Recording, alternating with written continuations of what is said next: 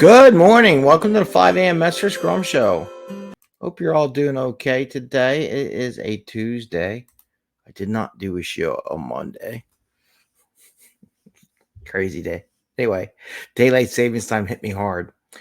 I was listening to an Alex Hormozi podcast, and he was talking about the art of saying no and focusing. And I want to add something to that on today, our 2-for-1 Tuesday, where we try to 10x what we do and kind of talk about that a little bit, some trials and tribulations to being able to say no and the art of focusing once you do.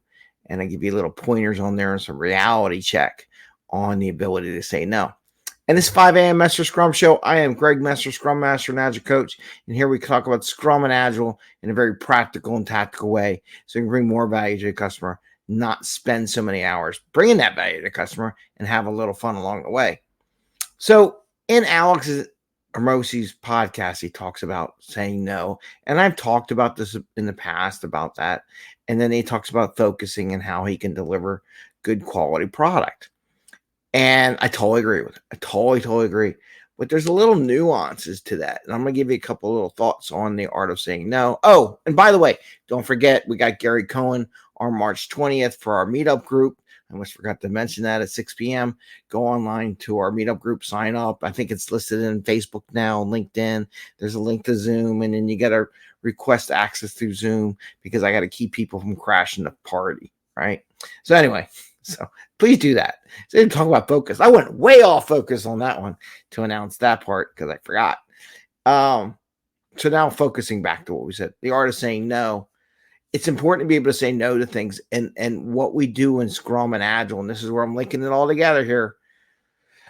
The things we do in Scrum and Agiles help us establish the ability to say no and to focus, right? You think about it, right? Everything's there. So in my opinion, the ability to say no is you got to know what is in front of you and what's going on, or when you can say yes. Either way, when can you say yes, when you say no? But if you don't know what you're planning, it's kind of hard to be able to say no. It's kind of hard to play yes because you don't know why you want to say no and you don't know why you want to say yes. So sprint planning helps us do that. Daily Scrum helps us be able to say no, right? It's a key tool in our bucket. And one of the things about that art of saying no is no, because if you're a single person business, it's very hard to say no. If you're a CEO or whatever he is, and he has people working for him, he can say no a lot of things because there's people in his company that are supposed to do some stuff. Now, the same thing as a team from a Scrum Master perspective or Agile Coach, you can say no because there's other people in the team who should be able to pick up on stuff and do stuff. Now, the art is getting them an ability to pick up that stuff so you can say no. Did you see that? It wasn't just a quick right to know no matter what. It's like, did you do the work to set it up so you can say no to things when you really shouldn't do it and you need to focus on things to do, right? And the importance of being able to say no and getting yourself in that position, it makes it easier. Because when you say no to somebody, you say, well, no, we can't do it now, but maybe we can do it next sprint. There's space in the next sprint to tackle such and such and such. And the same thing you with a personal standpoint. I can't do it today, but here's my calendar connection. Find a spot on my calendar. And you don't have to do that, but say, no, not today, but here's my calendar link. If you find a spot, take it. We'll meet. We'll talk about whatever it is, or your organizational calendar at work. Here, I'm not. Take a look at my calendar. If you find a spot that works for you, let's talk about it. So now you're saying no right now, right? But it's the art of saying, but I am interested in talking with you and learning more about what you have to say. If you find a spot on my calendar, which you shouldn't, if you can't find a spot on calendar, that's another issue we can talk about on the show. Then let's meet and talk about it. So you saw that art of saying no. It wasn't no, I don't want, but no, but let's talk about it more. Here's a spot where I'm available to give you my full active listening attention. See that? See the art of saying no? No, not right now, because we have these things that we got to get done in this sprint. I'll work with you to get it ready so that we can work it in the next sprint, right? Make sure it's prepared so we can, when their sprint's off, we can really get onto it. We're not waiting around for any information. Here's my definition already. I did put a comment on a comment about definition already.